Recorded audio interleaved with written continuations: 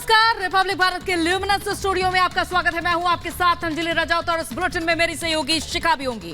और इस बुलेटिन की शुरुआत करते हैं बड़ी खबर के साथ। दरअसल धनंजय सिंह ने रिपब्लिक भारत के साथ खास बातचीत की और उन्होंने बताया कि वो पीएम नरेंद्र मोदी से बेहद प्रभावित हैं। साथ ही साथ उन्होंने ये भी कहा कि उनके ऊपर फर्जी है। तो धनंजय सिंह, जिन्होंने जौनपुर में अपना बयान देकर बीजेपी का समर्थन देकर सियासी पारा अब बढ़ा दिया है और अब उन्होंने रिपब्लिक भारत से बातचीत के दौरान कहा है कि हम पीएम से प्रभावित हुए हैं, मेरे ऊपर फर्जी केस लगाए गए हैं। और श्री कला ने यह भी कहा है कि अमित शाह से मुलाकात शिष्टाचार भेंट थी, 25 साल से जनता की सेवा कर रहे हैं। मेरी साथ ही साथ धनंजय सिंह ने कहा है कि मेरी पत्नी 2019 में बीजेपी में रही।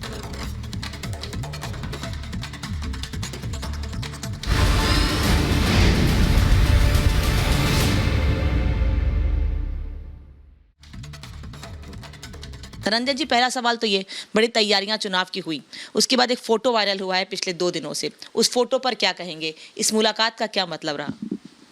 नहीं, चुनाव की तैयारियां बहुत पहले से चल रही थी, निरंतर चल रही थी और एक दिन की कोई तैयारी नहीं थी कि 2019 के बाद से हम लोग लोकसभा की तैयारियों में लगे हुए थे। लेकिन मुझे अनफॉर्चुनेटली एक फेक मुकदमे में कोर्ट से कन्विक्शन होने की वजह से मैं जेल चला गया, जिसके बाद मेरी पत्नी को लोगों ने अप्रोच करके बीएसपी ने टिकट यहाँ से दिया। चुनाव लड़ रही थी और चुनाव अच्छा था, लोगों का बहुत अपार समर्थन मिल रहा था। मैं अपने ज़िले की देवतुल जनता का आभारी हूँ। हमारी अनुपस्थिति में जितना स्नेह और प्यार उन्होंने इनको दिया, उसका मैं आजीवन ऋणी रहूँगा। फिर बसपा से टिकट इनका कट जाता है तो राजनीति में भागीदारी होनी ही चाहिए, चाहे इधर चाहे उधर। और हम लोगों ने एक बैठक बुलाई अपने लोगों की, उसमें तय हुआ कि बीजेपी का समर्थन किया जाए यहाँ पर, वो अच्छा रहेगा। तो हम लोगों ने बीजेपी के समर्थन करने का एक निर्णय लिया यहाँ पर और मुझे उम्मीद है कि हम लोग समर्थन कर रहे हैं तो भारतीय जनता पार्टी, हमारे ज़िले में 2 लोकसभा सीटें हैं, दोनों जीते, ये हमारा प्रयास है और हमें लगता है जीत भी जाएंगे, कोई दिक्कत नहीं होनी चाहिए।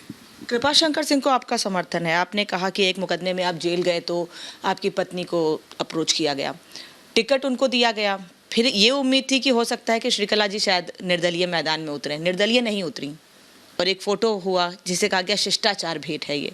तो क्या ये माने कि चुनाव के बाद भारतीय जनता पार्टी की ओर रुख रहेगा समर्थन के बाद?